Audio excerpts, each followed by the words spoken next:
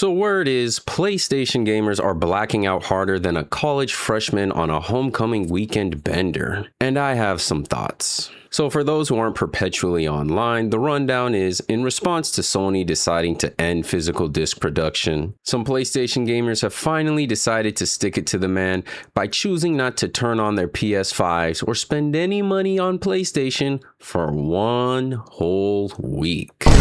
And not just any week, but one with virtually nothing of note besides betas and early access to your annual ball and gun games. Serious? Sony is clearly shaking in their boots. Alright.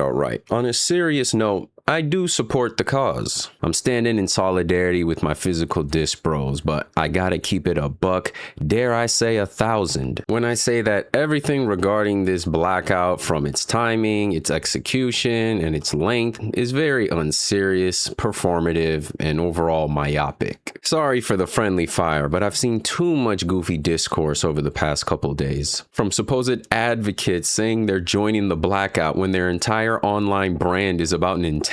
And can't forget the tongue-in-cheek comment from the guy who's down with the cause, but hasn't turned on his PlayStation in 6 months. This slacktivism is some nasty work. The fact that this was just limited to 1 week instead of indefinitely just shows me that, unfortunately, a lot of y'all just don't have that dog in you. Virtue signaling at its finest. Go cancel that PlayStation Plus subscription. You know, the revenue stream PlayStation has admitted has been helping them weather all the bad decisions they've made this generation. Or your pre-order for some of the biggest games coming out this fall, like GTA 6. And if you've got the gift of gab, the likes where you could get a homeless man to give you money, you're better off pulling up on your fellow ball and gunner like a Jehovah's Witness and giving them that talk no jutsu on some my brother or sister in 94 feet or gridiron or AK-47s and tactical nukes. Are you aware that your consumer rights are at risk? I know 2K is the only game you play, and that this year's looks like it'll finally be the one. It won't.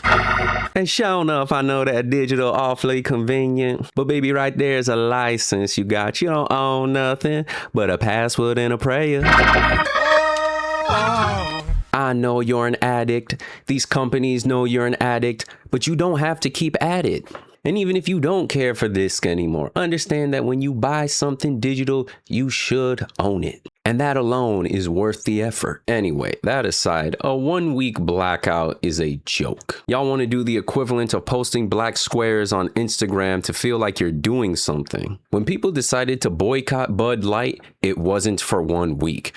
Gillette still hasn't recovered its former market share after its controversial 2019 commercial. And as far as I know, people are still boycotting Target. We already have the numbers that, while indeed physical media has been in decline, it still makes up a significant percentage, especially of PlayStation's first-party games, and even more so outside of the US. Now, America, the land of the free and home of the ball and gunner, often ranks as the largest individual market for consumer spending when it comes to gaming. And as the demographic PlayStation is betting will carry them through the PS6 and onward. See, unless you've been living under a rock, the gaming industry hasn't exactly been in great shape. Games getting canceled, people getting laid off, and studio closures have been abundant. And even though they've been making record revenue, it's because they keep increasing the prices for microtransactions and subscription services. And people who want to diminish discs going away because they don't buy their games that way fail to realize they will be paying for it in the long run.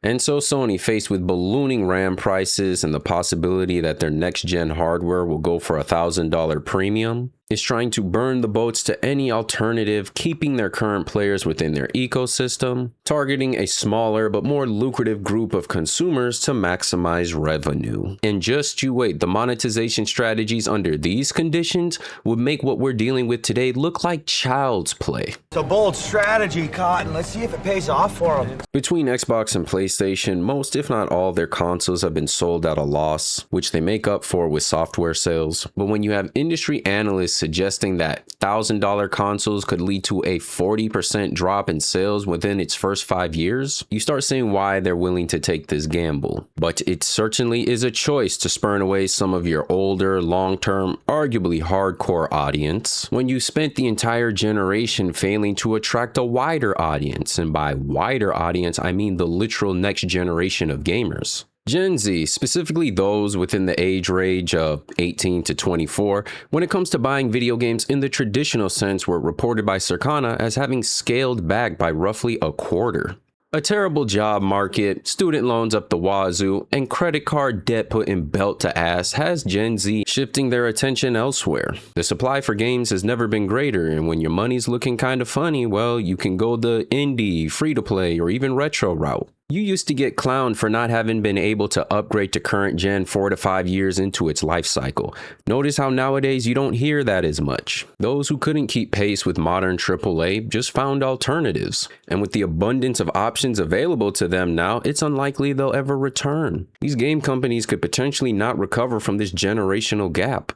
It's cliche, but remains true nonetheless, but these games, this entertainment is not a necessity. You can live without it, which is what makes the current situation in the industry so frustrating, where you have these addicts without a modicum of impulse control or discipline who keep eating out of the hand of these companies regardless of how they get treated. The PS4 holds a special place in my heart because it was the last major Christmas present I ever received. But when I started my freshman year of college, I ended up damaging the HDMI port in the back, as the models Sony was making at the time had these pins which were very easy to damage. I did not have the money nor the means to get it fixed at the time, so I was SOL. It took me over a year until I was finally in a position to where I could get it fixed. And while it was great to finally be able to play my games again, the hook that these companies have on you that gets you to keep coming back and investing in the ecosystem wasn't the same. And this is when games were much more affordable. I couldn't imagine coming up with $80 as the price tag.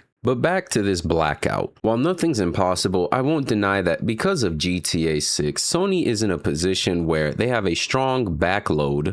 Pause. To help them weather the storm leading up to the PlayStation 6. If there's any reckoning Sony's to face from the ire of disgruntled disc-based gamers, it won't be until then. As reports have shown, Sony is undecided on when it will launch as well as how much for. And while Sony's coming out putting on a smug face saying how they're unbothered by all the backlash, the reactions as well as the lengths they've been going to downplay this show that now is definitely not the time to let up the pressure. They went radio silent for a week on social media to weather the backlash. Didn't do nothing. They told shareholders at a Q&A who were raising concerns about the decision to end production of physical game discs that they were moving ahead with the decision cautiously. And more recently, you have allegations against PlayStation India for blacklisting media outlets over their negative coverage over Sony deciding to move away from physical games.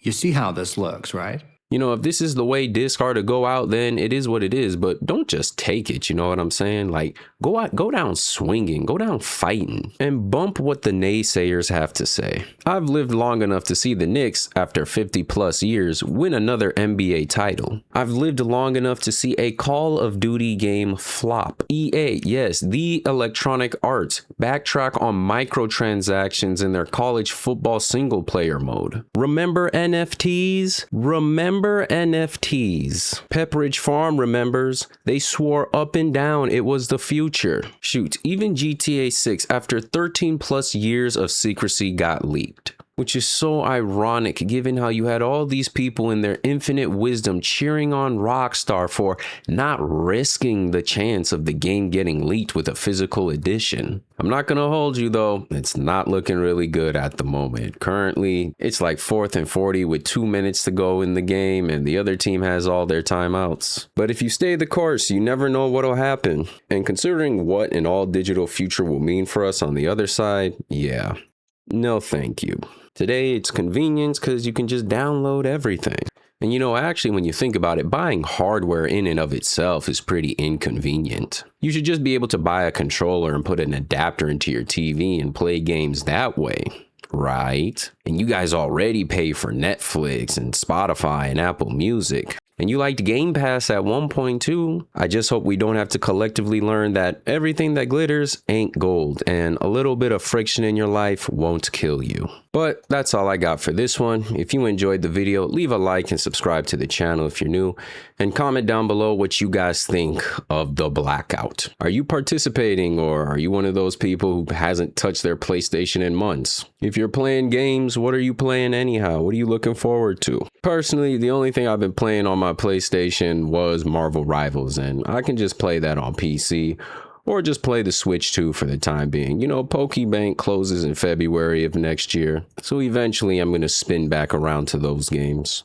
Anyway, check out the 2 videos showing up on the screen to see more. It's been the VongolaBoss, and I'll catch you on the next one. Peace.